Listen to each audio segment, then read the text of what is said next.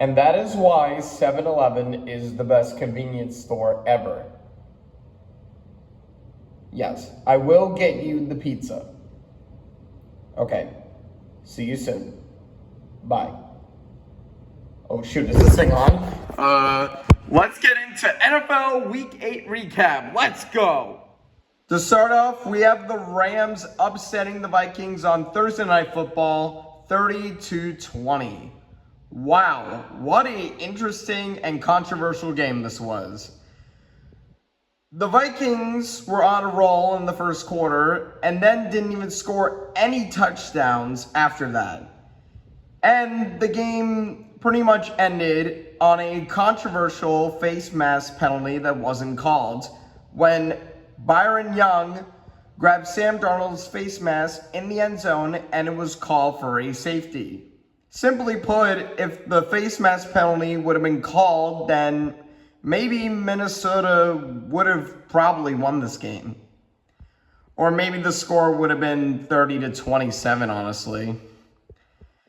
And honestly, it was a really terrible call, honestly. And later, Byron Young later lies about his reaction when he realized that he had a penalty on that play and made an excuse saying that it was noisy. What a legend. But yeah, congrats, Rams, I guess. Next up, we have the Packers winning against the Jaguars 30-27. Wow, this was a really exciting game, to say the least. But in this game, there was some big injuries. Jordan Love left the game early with a groin injury, and Christian Kirk is out for the entire season. I forgot what injury he had, but it was so serious that now he's out for the entire season. And the biggest star of this game was Josh Jacobs, who had 25 carries for 127 yards and 2 touchdowns. One of those touchdowns was a 38-yard run to the house to give Green Bay the lead in the third quarter. And the game pretty much ended when Brandon McManus nailed a 24-yard field goal as time expires to give Green Bay the win. So, good job for the Packers for getting a win, and Jacksonville, now's the time to panic. Next up, we have the Cardinals upsetting the Dolphins 28-27. Miami. You just had to make me look bad. I had you guys winning this game, and you guys just had to F up at the worst time. I don't even know how you choked this game away, but somehow you did. As you can clearly tell, Miami had the lead for the majority of the game, and in the fourth quarter, they were up 27-18, and then they gave up a James Conner touchdown and let Chad Rayland nail a 34-yard field goal as time expires for Arizona to get the win.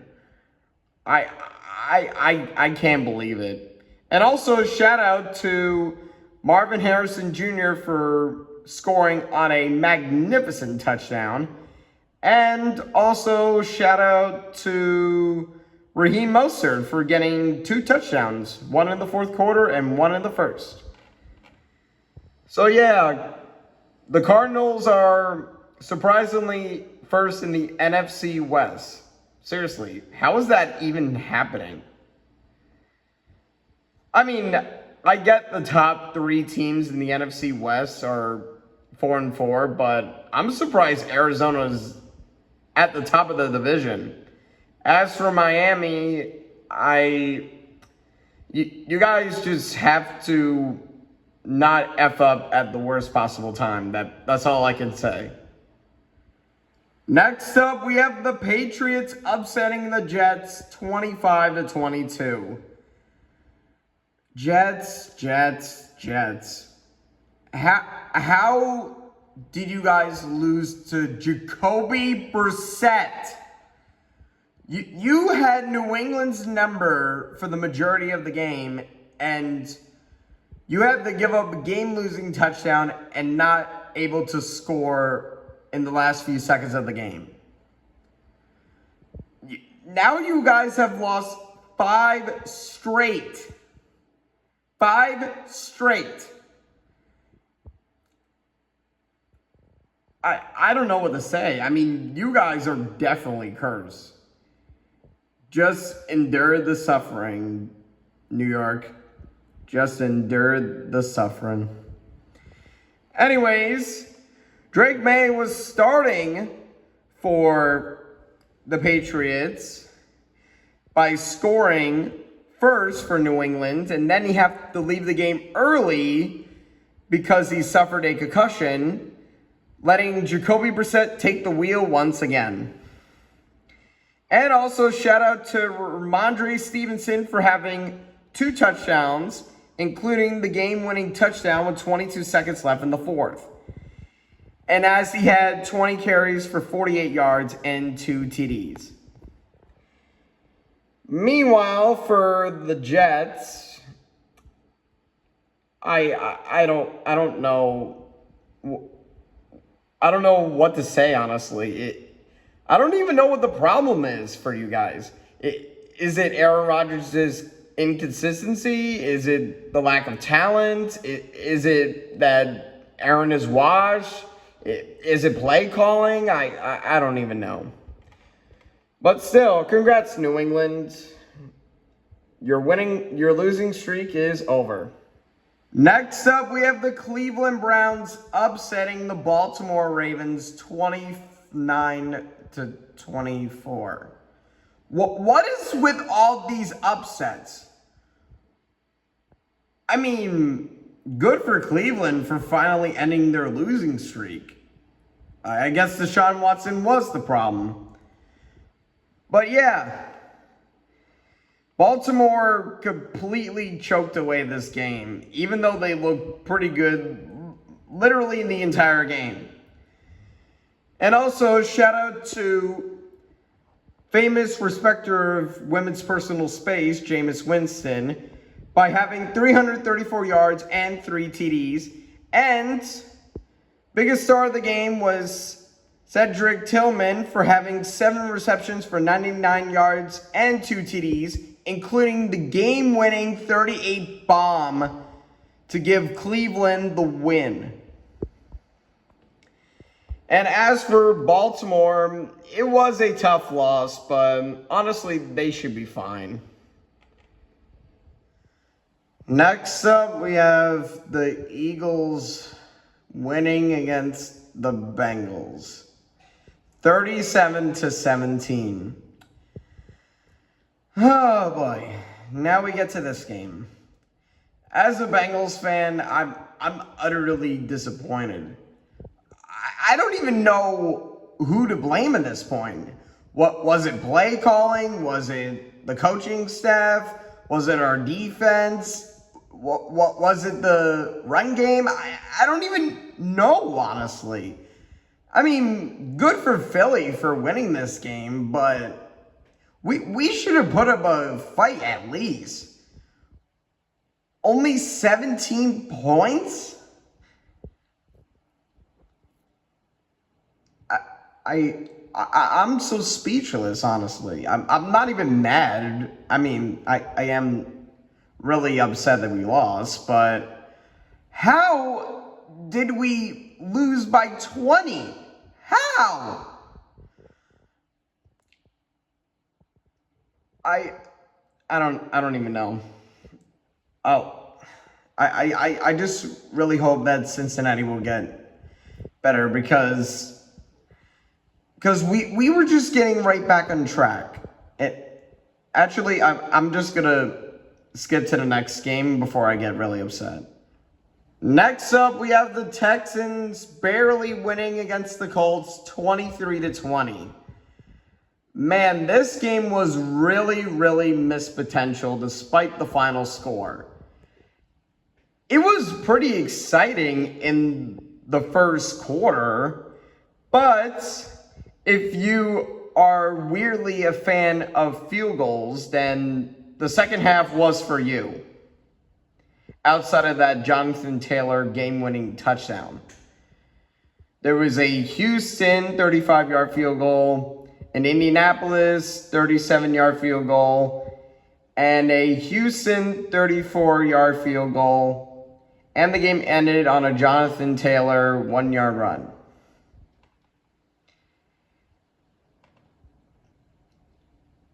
And the biggest play of the game was Anthony Richardson's 69-yard bomb to Josh Downs to give Indianapolis the 10-3 lead in the first quarter. And yeah, that's all I can say from this game. And the biggest takeaway of this game was Stephon Diggs getting injured in this game, and now he's out for the entire season. And also, I heard that they're going to let Joe Flacco take the wheel for quarterback for Indianapolis. I don't know if it's that Anthony Richardson is terrible, because honestly, I don't watch Colts games. But that's what I heard. So, yeah, good job, Houston, for getting the win. Next up, we have the Lions crushing the Titans 52-14. Okay, let's be honest here. The Lions are the team to beat. They are easily the scariest team in the NFL right now. Because after this performance, I'm saying this with 100% confidence. I mean, they just dropped over 52 points at Ford Field. And there was a lot of exciting plays by the Lions. There was a Jahmyr Gibbs 70-yard run to go up 14-7. There was a Amon-Ra St. Brown touchdown, a Sam Laporta touchdown, a Cliff Rayland 90-yard punt return to go up 42-14, and Raymond scored another touchdown. And wow, that is just incredible. Detroit, I'm honestly impressed. You guys are legit, and if Detroit makes another big run in the playoffs, I will not be shocked in the slightest, because they're that good. As for the Titans, I don't know what else to say at this point. Your season's definitely over. Next up, we have the Falcons winning against the Buccaneers 31-26. Atlanta, all I can say is well played. I mean, you guys won fair and square. We didn't have Mike Evans or Chris Godwin, so there was no way in hell we would win that game. And shout out to Kyle Pitts for having 4 receptions for 91 yards and 2 touchdowns. And also shout out to Kirk Cousins. 23 for 29, 276 yards, and 4 TDs. Wow, that is impressive. And for the Buccaneers, Baker Mayfield was keep throwing touchdowns and interceptions, and Cade Otton looked pretty good, having 9 receptions for 81 yards and 2 touchdowns. So both tight ends were leading in receiving yards. That's incredible. So yeah, good game, Atlanta. and Mike Evans and Chris Godwin, please come back. We need you. Next up, we have the Chargers crushing the Saints 26-8. Wow, this game was pretty odd to say the least. I mean, Los Angeles won, which is no surprise, but the biggest part of this game was a Saints defender trying to purposely injure Justin Herbert. So does that mean the Saints are starting Bountygate again? I mean, they started Bountygate and won a Super Bowl, so maybe that's a part of Dennis Allen's plan now. I mean, they are 2-6 right now, and they're desperate for a win. So the only solution for the Saints? Try to purposely injure players, specifically quarterbacks. But still, congrats Chargers for getting a win. Next up, we have the Bills winning against the Seahawks 31-10. It was a typical Bills win, to say the least. And that's not an insult, honestly. I'm saying that as a compliment. The Bills won, and it's honestly no surprise, honestly. And the biggest star of this game was James Cook. 17 carries for 111 yards and 2 touchdowns. And meanwhile, Seattle, they were struggling all game. Geno Smith tried to do everything he could, but he was no match for the Bills. And yeah, congrats to the Bills for getting the W. Next up, we have the Commanders winning against the Bears 18-15. You guys all know what happened in this game. The wild ending between the Bears and the Commanders ended when Jaden Daniels threw a Hail Mary that was tipped from a Bears defender and landed in the hands of Noah Brown for a 52-yard bomb to win the game as time expires. Wow.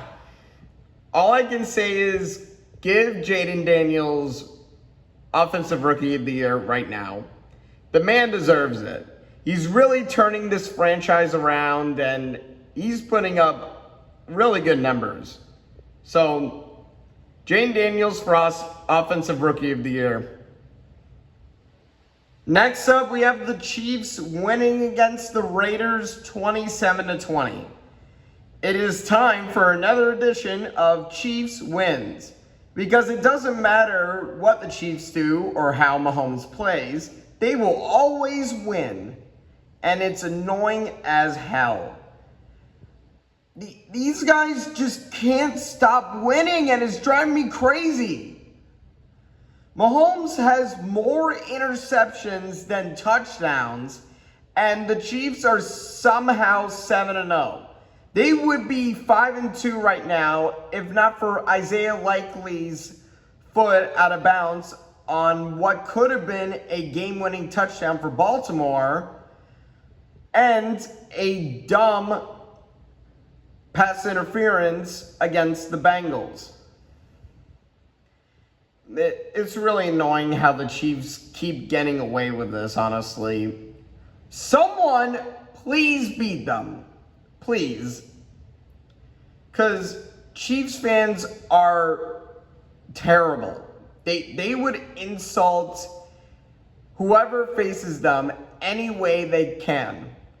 I know this because they've done it to my team many, many times.